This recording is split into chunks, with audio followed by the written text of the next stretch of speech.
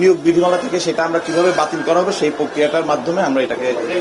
regular job হিসাবে কিভাবে করা যায় সেটা আমরা তদন্ত কমিটি করেছি, সেটা রিপোর্ট তদন্ত না, এটা একটা কমিটি,